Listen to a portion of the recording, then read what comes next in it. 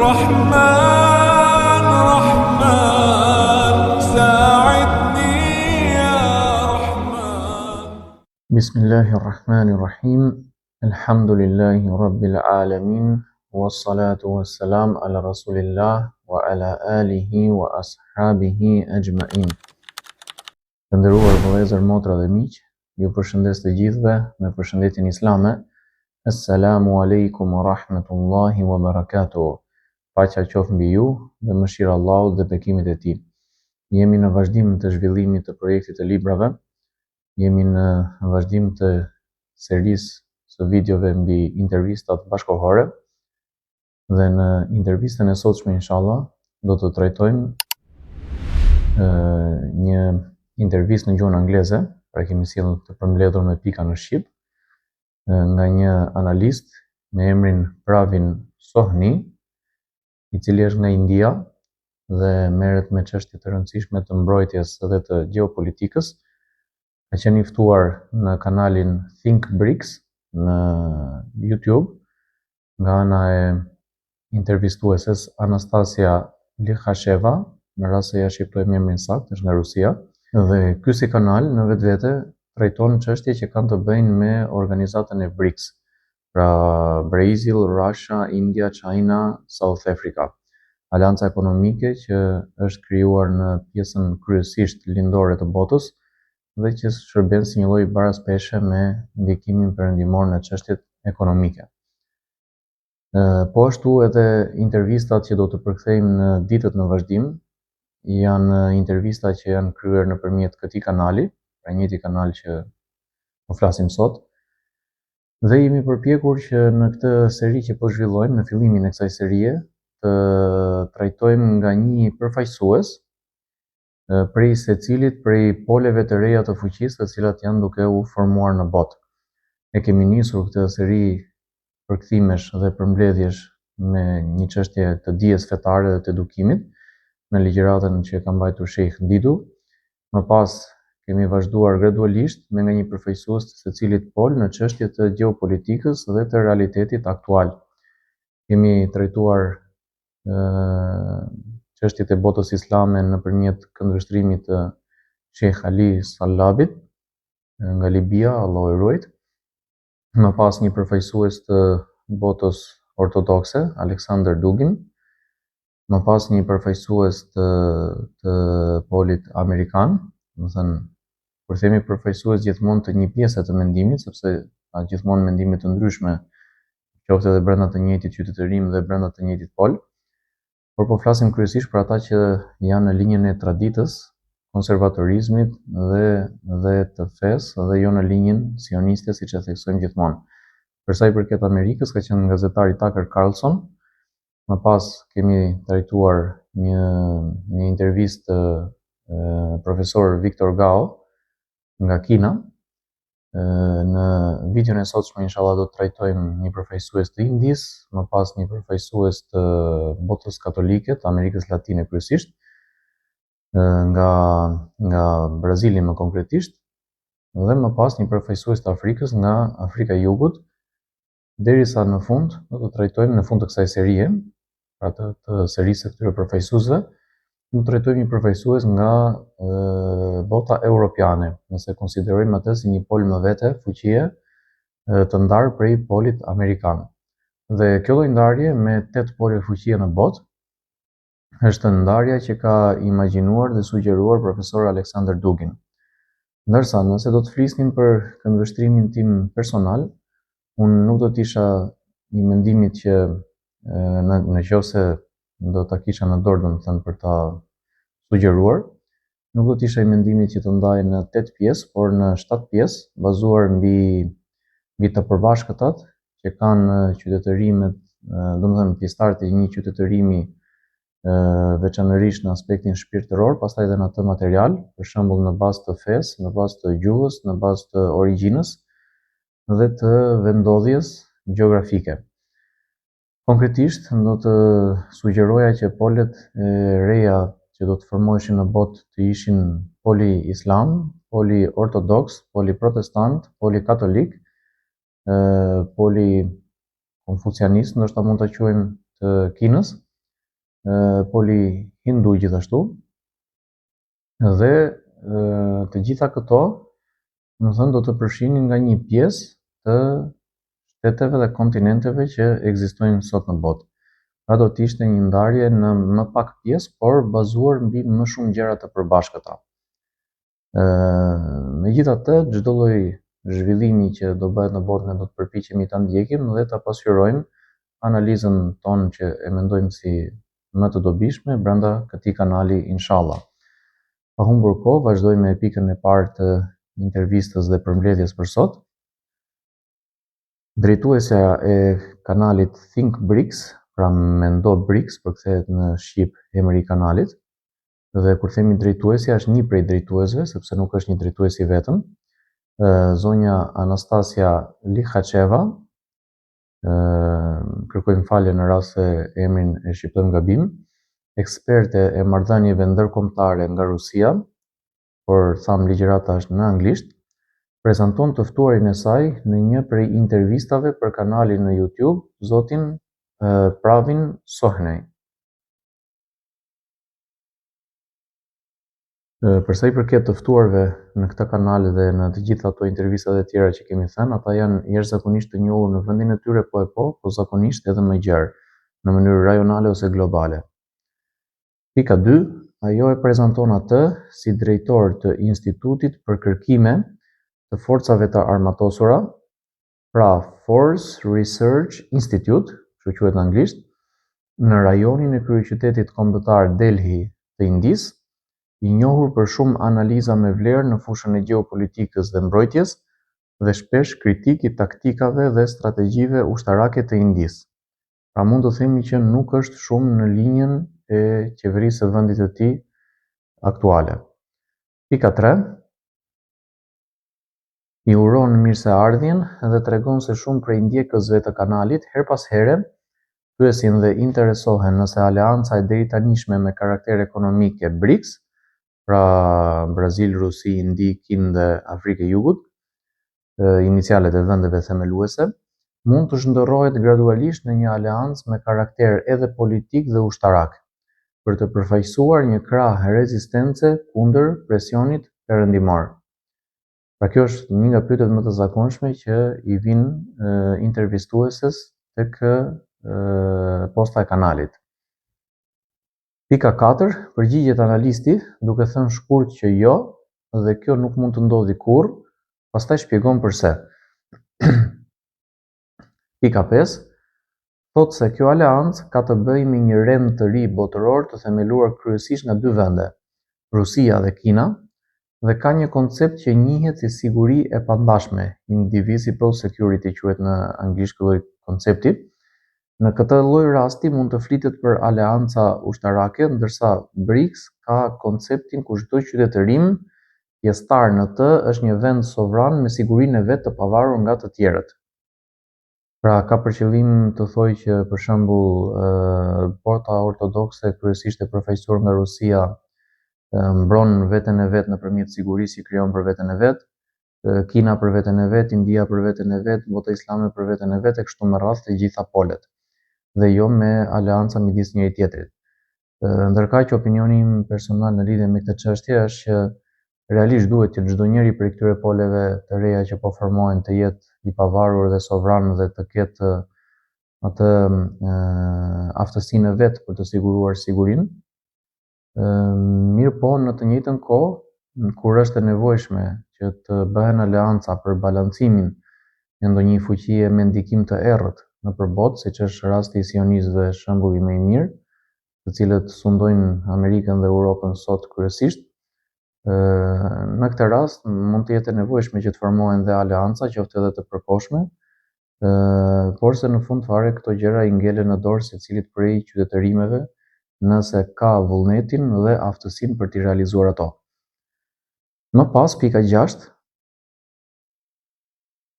ai thotë se ky është një nga 4 konceptet bazë të BRICS, me të cilët janë ambientuar ato që njihen si Global South, pra jugu global, por që vendet anëtare të BRICS preferojnë të njihen si Global Majority, pra shumica globale, pasi ata popull realisht përbëjnë shumicën e popullsisë së globit. Pra në këtë kanal shpeshherë do dëgjoj termi Global Majority, duke nënkuptuar atë që pjesa tjetër e botës e njeh si Global South. Pika 7. Koncepti i dytë është që çdo vend, qoftë i madh ose i vogël, duhet të ketë pavarësi dhe të drejtën të zgjedhë rrugën e tij të zhvillimit. Pika 8. Koncepti i tretë është që asnjë vend nuk duhet të eksportojë nëpërmjet presionit të çfarëdo forme ideologjinë e tij nëpër vendet e tjera dhe të ketë respekt reciprok për kulturën dhe identitetin e çdo vendi. Ne nuk e dim se çfarë mund të ndodhi në vitet edhe dekadat e ardhshme, por në linjën që është aktualisht BRICS duket shumë më mirë se sa linja perëndimore, por kujtojmë që edhe linja perëndimore në këtë lloj forme është prezantuar në fillim. Madje në kohën e rrëzimit të Bashkimit Sovjetik, Shtetet e Bashkuara të Amerikës prezantoheshin si përfaqësuese e lirisë, të drejtave dhe drejtësisë në botë dhe kanë fituar në atë kohë simpatinë e shumë prej vendeve islame, qoftë të popullsisë së thjeshtë përveç politikës që po. Ndërkohë që në vitet e fundit ne shikojmë që është kthyer në të kundërt të asaj që prezantohej dhe haptazi jo më fshehur azi siç ka qenë dikur. Kështu që edhe me BRICS-in mund të ndodhi njëjta gjë, por se për aq kohë sa ndikon për ta çmontuar këtë globalizmin e rrezikshëm që është formuar në botë në kohët e fundit, mund të themi që ndikimi është pozitiv. Më pas, pika 9, koncepti i 4 është që duhet të jetë një organizim i bazuar në rregulla dhe ligjet e Organizatës së Kombeve të Bashkuara dhe ligjet e Organizatës së Kombeve të Bashkuara duhet të zbatohen praktikisht. Pra duhet të ketë rregulla dhe këto rregulla zakonisht prodhohen nga ana e kësaj organizate, por në shumë raste ato ngelen pa u zbatuar. Këtu është për qëllim që duhet edhe të zbatohen, të merren masa që ato të bëhen të zbatueshme. Sepse në rast se ato nuk janë të zbatueshme, atëherë do të thotë që për çfarë duhet organizata në fund fare, në rast se nuk kryen asnjë prej funksioneve për të cilat ajo është ndërtuar. Dhe këtë lloj pyetje që po shtroj, e shtrojnë shumë njerëz të tjerë me ndikim nëpër botë sot. Pika 10. E pyet intervistuesja se çfarë mendon për sigurinë kur sapo ka skaduar marrëveshja rreth armëve bërthamore mes Rusisë dhe SBA-s dhe nuk ka pasur një përgjigje për rinovim nga ana e SBA-s. Kjo marrëveshje ka ndoshta 1-2-3 muaj që ka skaduar tashmë në momentin që ne po mbajmë këtë ligjërat. Pika 11. Përgjigjet se nga këndvështrimi amerikan është i pakuptim të rinovimi i marrëveshjes, duke qenë se tashmë ka hyrë në mes një lojtar i ri bërthamor që është Kina dhe është e nevojshme të përfshihet në marrëveshje. Pika 12. Rreziku momental për Amerikën nga këndvështrimi i saj është më i madh se sa rreziku i krizës së raketave në Kubë në vitin 1962. Kjo kriza e raketave në Kubë ka qenë shumë e famshme për kohën, ndërkohë sipas këtij arsyetimi i bie që sot jetë një krizë akoma më të madhe. Pika 13. Kjo sepse teknologjia ka përparuar dhe ka modele të reja raketash hipersonike ndërkontinentale, pra që dhe ka një shpejtësi të jashtëzakonshme dhe arrin distanca jashtëzakonisht të gjata, bomba të reja bërthamore me fuqi më të lartë, madje mund të themi shumë fish në krahasim me ato të vjetrat që njihen dhe që janë aplikuar konkretisht, si dhe disa shpikje të reja që ka testuar me sukses Kina në vitin 2021. Madje ky analist i vë një theks shumë të veçantë sistemeve të shpërndarjes së raketave, më shumë se sa fuqisë së tyre në vetvete. Pika 14. Thot Kina tashmë e ka kapacitetin ta godasë Amerikën në çdo cep nëse dëshiron. Pra pa lëvizur asnjë ushtar të vetëm në drejtim të tokës amerikane, thjesht nuk e hedhur një raket nga vendi i saj në drejtim të çdo pjese të anës tjetër të globit. Pika 15. Kjo mund të realizohet nëpërmjet raketave balistike me rreze të gjatë veprimi, por edhe me dronë të llojeve të ndryshme, ajror, detar, në lartësi të ulët ose të lartë dhe inteligjenca artificiale do të luajë një rol vendimtar në gjithë këtë. Pika 16, pra Kina pak a shumë është në pozicionin e udhëheqësit të revolucionit të katërt industrial nëpërmjet inteligjencës artificiale dhe robotikës. Pika 16, për këtë arsye Amerika po merr masa për ndërtimin e asaj që e quajnë Golden Dome, pra kupola e artë, si një sistem shumë i përparuar mbrojtjeje. Pra mund të themi që ka mbetur mbrapa në vitet e fundit Amerika, pavarësisht që ne kujtojmë se kur është shumë para, dhe po fillon të marrë masa për të rekuperuar. Pika 17, Trump ka deklaruar që në vitin 2027 Pentagoni do të ketë një fond vjetor prej 1.5 trilion dollarësh. Është një sasi gjigande fondesh që do t'i vijnë në dispozicion për çështjet e sigurisë. Pika 18, të treja vendet më të fuqishme, Amerika, Rusia dhe Kina, janë duke militarizuar hapësirën dhe çdo përplasje që do të ndodhë në vazhdim do të zhvillohet në hapësirë. Kjo është diçka e re që është veçori e shekullit ton dhe e mijëvjeçarit ton të ri, e cila nuk ka ekzistuar si dukuri më përpara në shumicën dërmuese të historisë së njerëzimit. Është një lloj risie për botën. Pika 19, secili prej këtyre tre vendeve ka sistemin e vet të satelitëve në hapësirë. Kjo në vetvete është elementi i sovranitetit të këtyre vendeve.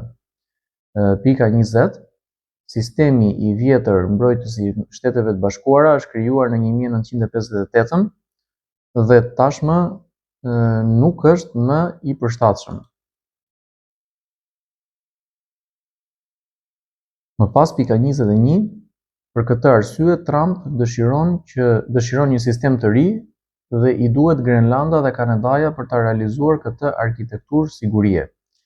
Prandaj edhe unë që në momentin e parë që Trump ka dalë me deklaratat që do t'i pushtojë gjitha këto vende, Kanadan, Grenlandën, Panaman, e ka marrë gjithmonë seriozisht edhe pse askush nuk e merrte seriozisht në atë kohë, por mendoj që kjo ka për të ndodhur realisht në vitet e ardhshme. Mendoj që gradualisht do të marrë një formë pak më të ndryshme, secili prej poleve që janë duke u formuar në botë, duke përfshirë edhe Kinën me Tajvanin edhe gjërat e tjera çfarë kanë mbetur mbasdore. Pika 22, jo më kot ai nxori urdhër ekzekutiv për krijimin e departamentit të luftës.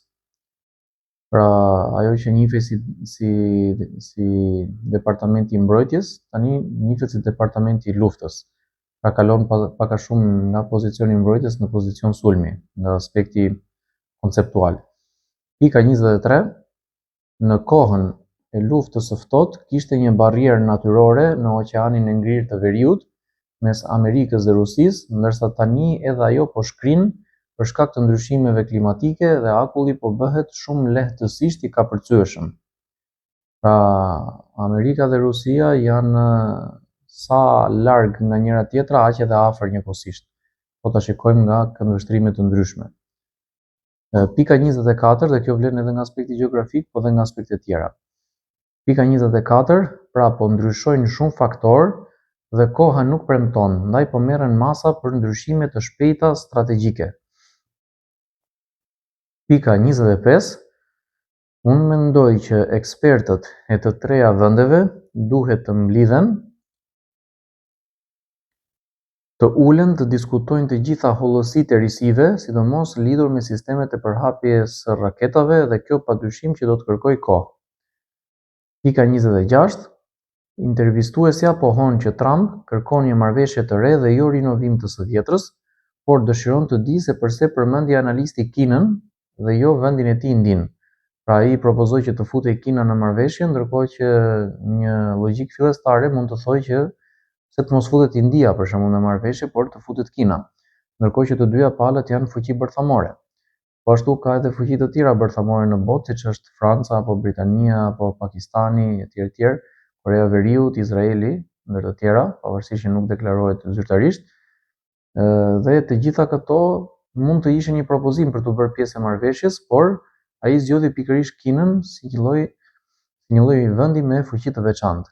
Pika 27, përgjigjet se India dhe vendet e tjera nuk i kanë akoma kapacitetet për të bërë pjesë e kësaj lloji marrëveshjeje, sepse janë më mbrapa se këto 3 vende në këto fusha të teknologjisë ushtarake. Pra ka një arsye logjike të fortë për të cilën ai nuk propozon vendin e vet, por propozon një vend tjetër komshi dhe në marrëdhënie deri diku armiqësore me të. Pra Kina me Indin me njëra tjetrën për çështjet e kufirit. Pika 28. Kina ka përparuar shumë në fushën e inteligjencës artificiale. Rusia përparon shpejt dhe Amerika dëshiron të përparojë te fusha e raketave, ndërsa India nuk e ka arritur akoma këtë nivel. Dhe këtu mund të themi që dhe këto vendet e tjera që përmendëm, që janë fuqi bërthamore, nuk e kanë arritur këtë nivel. Pika 29. Bota duhet të ketë qëndrueshmëri dhe këto 3 vende duhet të punojnë së bashku për këtë. Kjo do ishte domethënë në një botë ideale, por ne dimë që zakonisht në botën tonë këto idealizmat nuk pararealizohen. Pika 30. Këmbgul intervistuesja te prezenca e fuqive të tjera bërthamore si Franca, Britania e tjerë. Pika 31. Përgjigjet se të gjitha ato janë aktorë rajonal dhe mund të merren vetëm me probleme rajonale dhe jo globale, kurse Amerika, Kina dhe Rusia mund të merren me çështje globale. Pika 32. Fuqitë globale, nëse do t'i përkufizojmë, duhet të kenë 3 cilësi.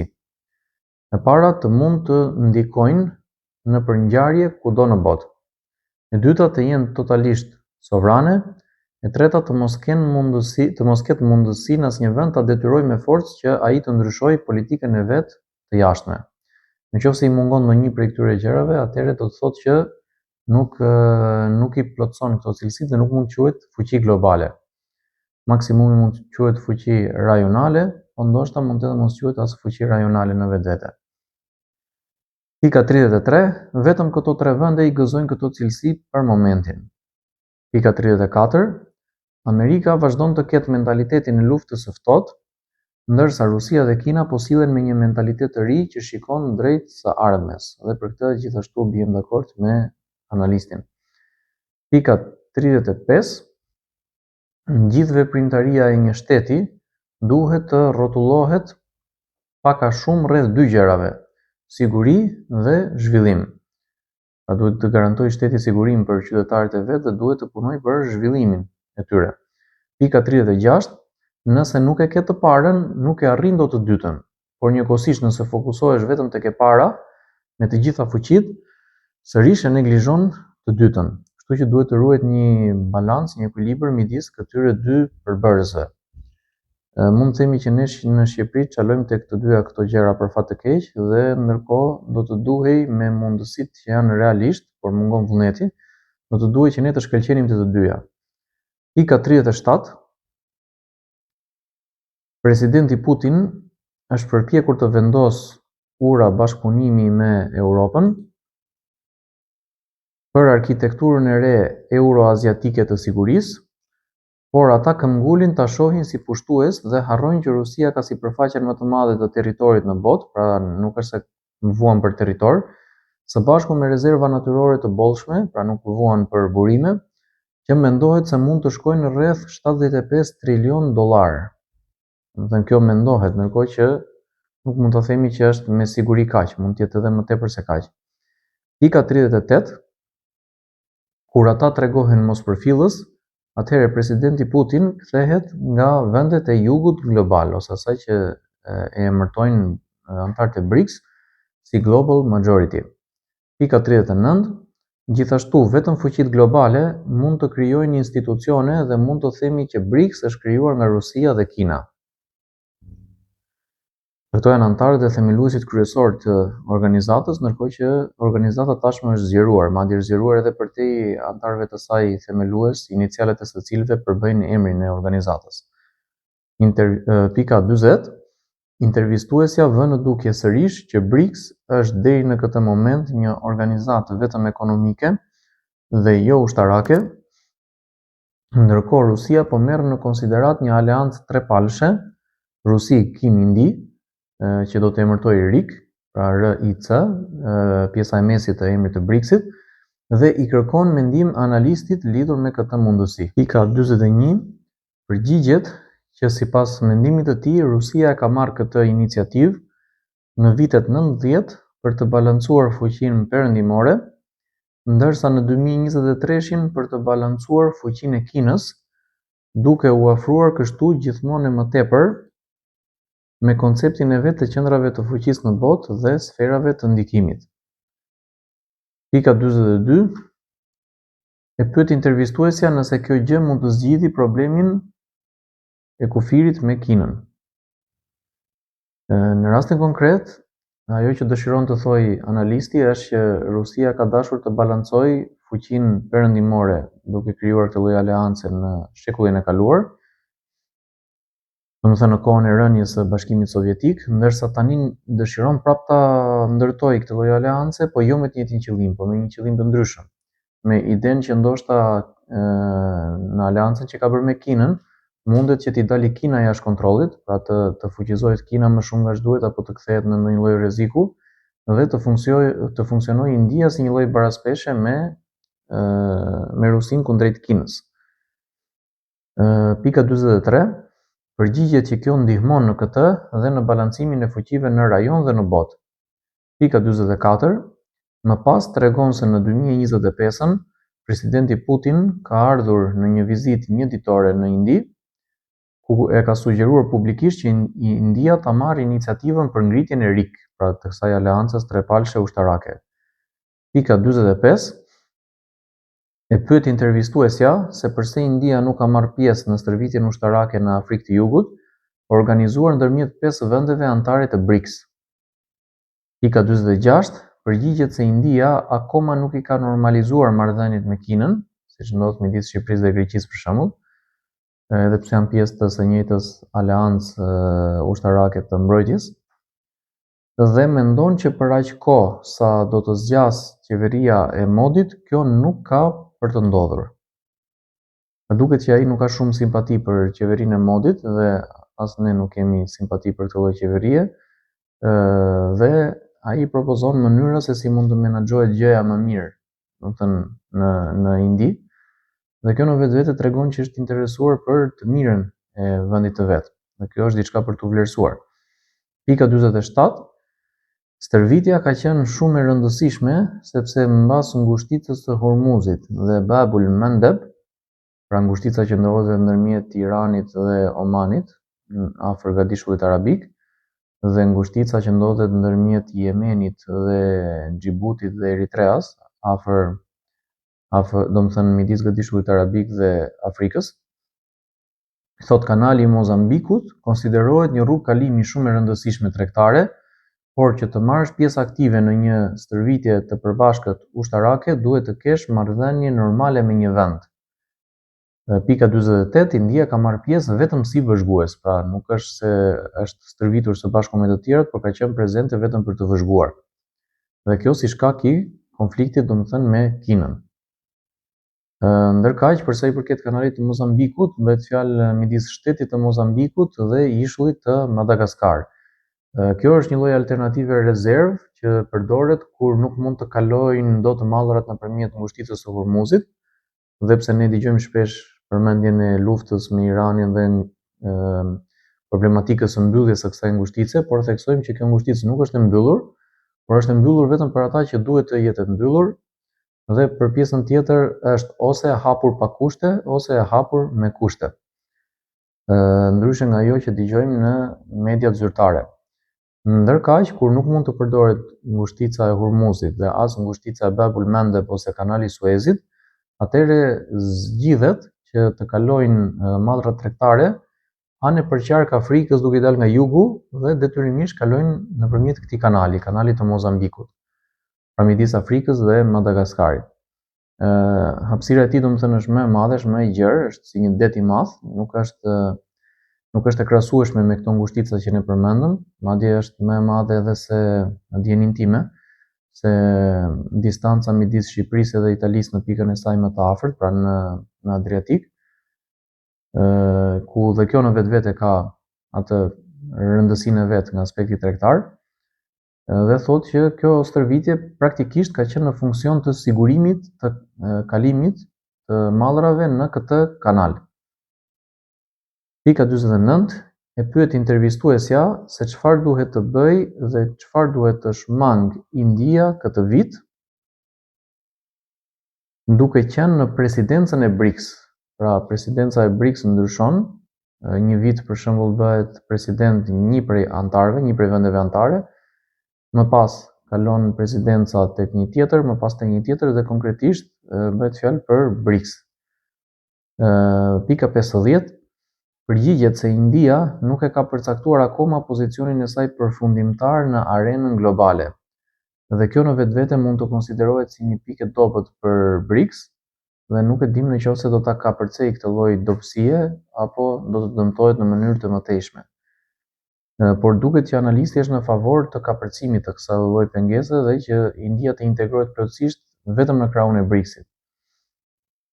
Pika 50 përgjigjet se pika 51, Amerika gjithashtu është e interesuar që ta ketë Indinë në anën e vet, dhe unë mendoj që India anon më shumë nga perëndimi sesa nga BRICS. Pra, ai flet për gjendjen aktuale të vendit dhe edhe unë ashtu mendoj për momentin me qeverinë e Modit, një qeveri që ka qenë shumë negative kundrejt muslimanëve në veçanti dhe që ka ruajtur aleanca me armiqtë e njerëzimit, me sionistët, qoftë me izraelitët, qoftë me amerikanët. Pra, ka mbajtur India pozicione shumë të gabuara në këtë periudhën e fundit. Në kohën e tufanit Aksa, kur gjithë bota po zgjohet në gjumi, duket se kur India me udhëheqjen e kësaj qeverie po fillon të zhytet në një gjumë gjithmonë më të thellë. Më pas, pika 52, presioni mbi Indinë është duke u shtuar ditë të ditës. Pika 53, intervistuesja vën në dukje që vendet e BRICS pësojnë 100% e sipër tarifa nga Trump dhe ai është i pakënaqur që India blen naftën ruse, ndaj e pyet nëse mund të vijë një moment që India të jetë e detyruar të bëjë një zgjedhje përfundimtare. Pika 54 përgjigjet që kjo kohë ka ardhur tashmë dhe zgjedhja duhet bërë si vjet. Dhe unë gjithashtu bie dakord me këtë gjë dhe shpresojmë që India të bëjë zgjedhjen e duhur. Pika 55 po të ishte në dorën time, thot analisti, do të zgjidhja BRICS sepse ajo garanton siguri për rajonin dhe në këtë mënyrë mund të fokusohet vendi te procesi i zhvillimit, pra me atë arsyetimin që tham pak më parë, që po patë sigurinë atëherë fillon të zhvillohesh se nuk ke më pengesa. Pika 56, ndërkohë India ka investuar në Amerikë dhe kjo kërkon një president që të mund të marrë një vendim të fortë, një njeri që ta kuptojë që jemi në një fazë ndryshimi që ndodh një herë në një shekull. Pika 57, kjo është ajo që një president supozohet të bëjë dhe këtë e ka bërë tashmë presidenti Putin dhe presidenti Xi, pra i Kinës, për vendet përkatëse. Pika 58, ky vendim ndikon për një periudhë shumë vjeçare në të ardhmen e Indisë. Pika 59, intervistuesja pyet nëse mund të merret në konsiderat opsioni i aleancës G5 për sigurinë, që përfshin 5 vende, pra Amerikë, Rusi, Kinë, Indi dhe Japoni. Pika 60, po ashtu edhe opsioni i aleancës G2 mes Amerikës dhe Kinës, pra vetëm me 2 vende që përcaktojnë sigurinë e gjithë botës. Pika 61, përgjigjet se këto janë të mundshme të realizohen, nuk janë të mundshme të realizohen për shkak të mënyrës mjaft të ndryshme të menduarit midis vendeve përkatëse. Pika 62, po ashtu shton që ajo që Trump nuk dëshiron të kuptojë ose të pranojë është që në botë ekziston më shumë se një mënyrë të menduarit të gjërave dhe bëhet fjalë për ato 4 parimet mbi të cilat ngrihet aleanca BRICS. Pika 63, kjo tregon arrogancën e tij dhe kokfortësinë e tij, ndërkohë që gjërat janë duke ndryshuar gradualisht në botë. Pika 64 dhe fundit, e falenderon intervistuesi analistin për intervistën, tregon që shumë ndjekës të kanalit e kërkojnë vazhdimisht të jetë prezent në kanal dhe e mbyll emisionin. Këtu gjithashtu edhe ne mbyllim videon e sotshme të kësaj playliste, duke i kujtuar shikuesit që të na ndihmojnë me nga një subscribe, like dhe share. Ju përshëndesim të gjithë. Subhanakallahumma wa bihamdik, wa ashhadu an la ilaha illa anta, wa astaghfiruka wa atubu ilayk. رحمن رحمن